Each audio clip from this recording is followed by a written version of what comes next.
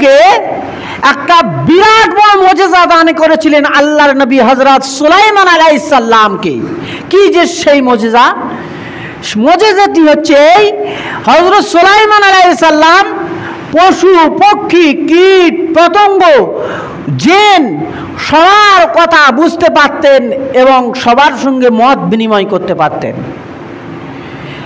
এবং জেনেদেরকে আল্লাহ রাব্বুল আলামিন হযরত সুলাইমানের তাবে করে দিয়েছিলেন বা অনুগত করে দিয়েছিলেন। এটা ছিল হযরত সুলাইমানের খাস মুজিজা, সুলাইমানের খাস ক্ষমতা একটা। এই ক্ষমতা পৃথিবীতে আর কাউকে দেওয়া হয়নি, কিয়ামত পর্যন্ত দেওয়া হবেও না ইনশাআল্লাহ।